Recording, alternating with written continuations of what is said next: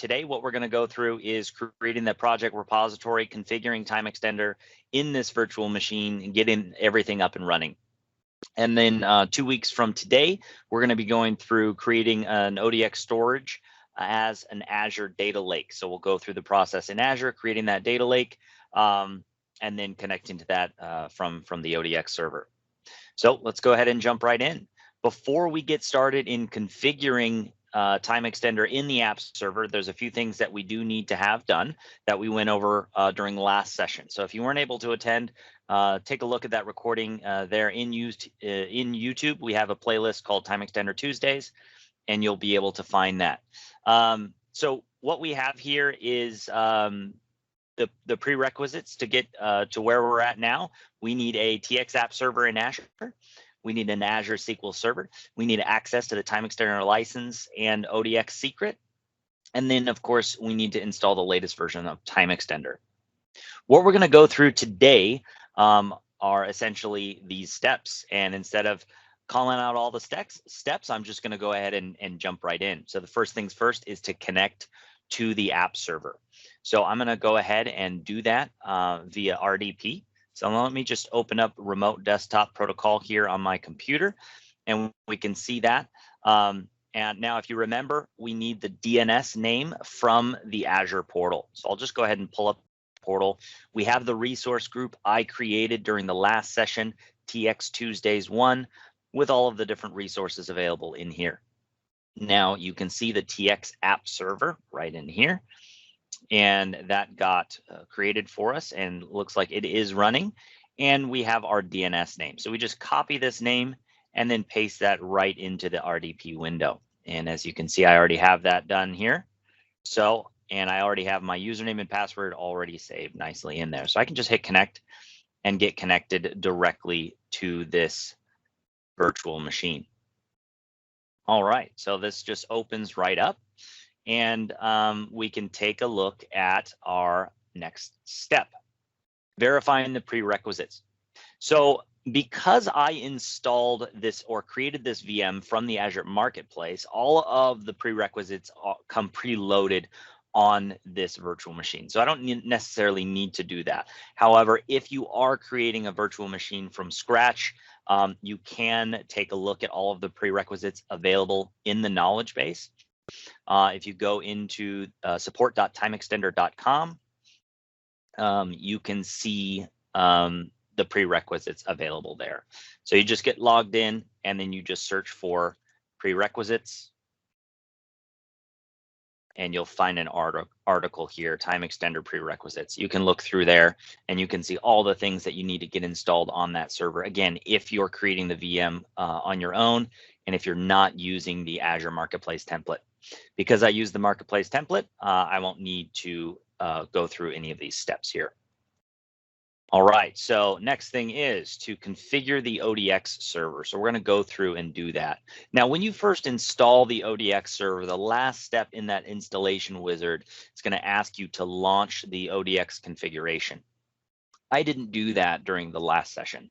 So we need to open up the ODX configuration application. And that can be found in program files. So if we go to the C drive, go to program files, TimeXtender, ODX, you want to match the version, of course, that you have installed, the latest version. And then you scroll to an application called ODX Server Configuration.exe, and you launch that. Now that's going to open up the ODX configuration that begins immediately after the installation of the ODX. So I'm going to go through the steps here. First step is to insert the proxy server settings. I'm not using a proxy server, so I don't need to worry about that. And of course, the next step here is to get the client secret. Now, to get this client secret, you need to log into the user portal. So I'm already logged into the user portal right here. And once you log into the user portal, you'll see here on the right some information about your TimeXtender license. This is for the TimeXtender desktop application. To get your ODX secret, you simply go to ODX and repositories. And we see I do have my production repository right here. I can simply click to copy my ODX secret. And then I go back to that RDP window and I paste my secret in the window there. Go ahead and click next. And what this will do is this will get connected to TimeXtender's cloud repository and make sure we can get connected there. I'm going to create a new project. I'll call this project Data Lake. Click next. This will create a new project in my ODX repository. Next options here are defining maximum concurrent executions or port number. You can just leave these as default, pretty standard stuff here.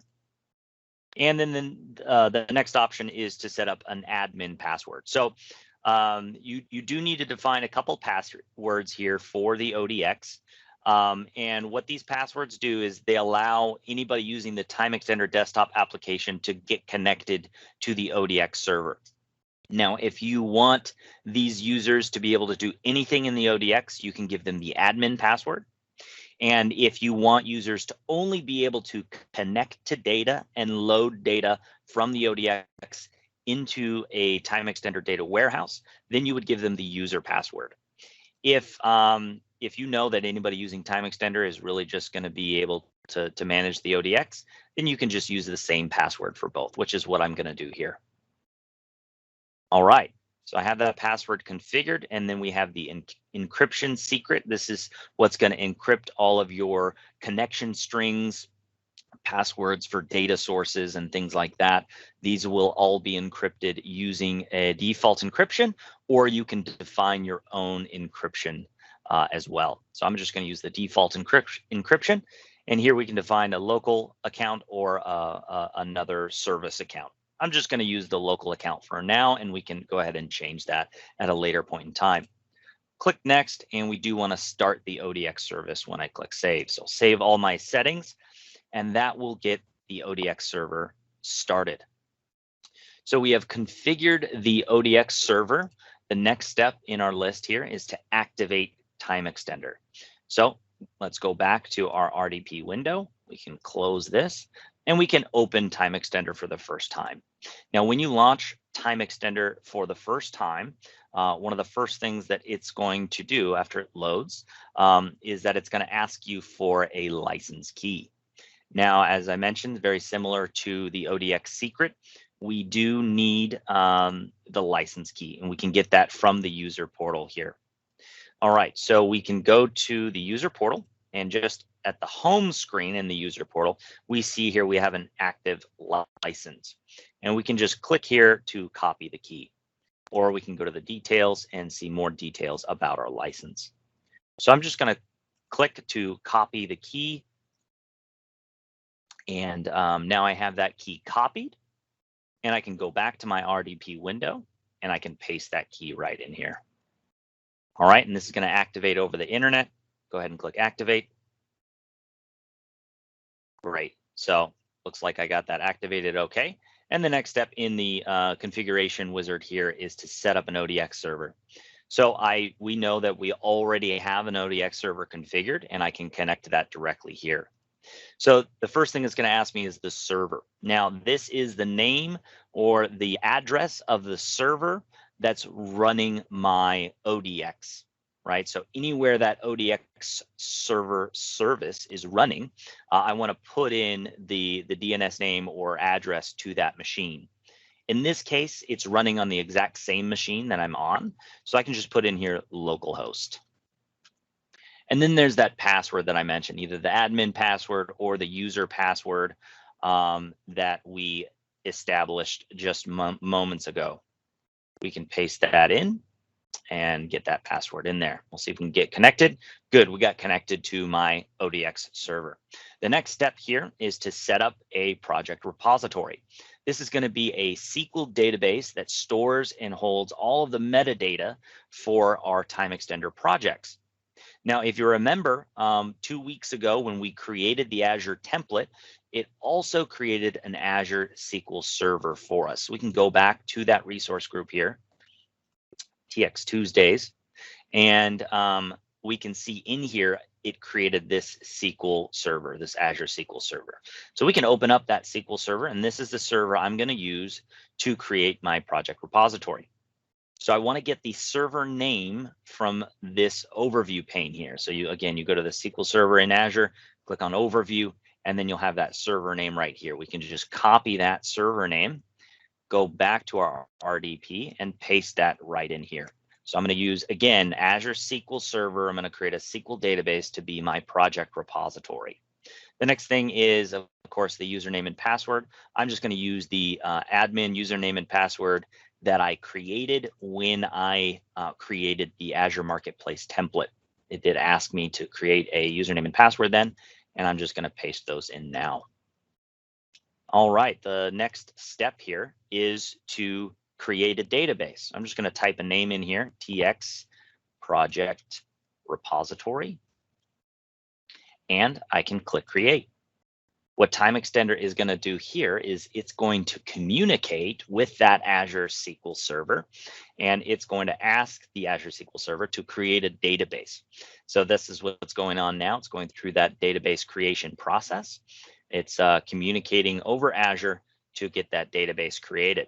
Once the database does get created, it's also going to need to create a number of tables required so that database can act as the project repository, as well as a few stored procedures that are in there. So we'll see that we'll see TimeXtender go through that process as we watch this window here. This does take just a few minutes. So we'll go ahead and get this loaded. And this will take, again, just a few minutes here. So creating that database, as you can see, it's switched over now to creating repository tables, creating all the different tables required in here. And now it's creating these stored procedures. So this will be just a couple more minutes here, and we'll have that database created. Beautiful. So the repository, TX Project Repository, has been created successfully. And now that database has been created in Azure. I can go ahead and click Next. And I have the option to start Windows Services Management. I'm not going to do that at this time, but I do want to click Finish. All right, beautiful. So we got TimeXtender configured on the Azure VM, and we have that running now in our application server. One of the last things I want to do here is to, now that we've connected to the ODX server, we've activated TimeXtender, we set up a project repository, all within just a few minutes there. The next thing is I want to configure the project repository in Azure. So as I mentioned, of course, we saw TimeXtender created that database. If we go back to that Azure SQL Server, we can scroll down and we can see that database has been created right here. So we can open up that database and we can take a look at the different possible configuration options. So you can click on Configure and you can see the exact compute tier that this database was created at. So it does get created at the base level. It's using, of course, the vCore model, general purpose, provisioned with 2 vCores. So that's a pretty basic level. If your project starts having a lot of data in there, your saves might take a little bit longer. And if you want to speed up those saves, that communication between TimeXtender and the SQL database, you can, of course, increase that. Another option is if you want to save some money, because this database, this is in Danish krone here. This is about $300 US a month for this database. This is what you're going to be paying for a project repository in Azure. However, if you do want to save some money, you can switch to serverless. What serverless does is it allows you to run that database and automatically pause that database when it's not being used. Now, very important here, we do not recommend using the serverless compute tier for a production repository, because you will have things like the scheduler service that need real-time active communication with that database. So you want to keep that live and running. When serverless does pause the database, it can take up to a minute to get that database back up and running again. So this can be a great cost-saving technique for like a POC or a dev test environment. Another consideration you do want to make here is you may want to scale this up but you always want to match the minimum and maximum vCores here on serverless, because when Azure is scaling this database between the min and max vCores, it can drop connections. And so to prevent dropping of connections, you want to keep the min and max at the same exact level. So we'll create those as the same. We can enable auto pause here, and we can go ahead and click apply. So this is going to save us a little bit of money here on that project repository. Great. All right, so that concludes our session. We configured the project repository in Azure.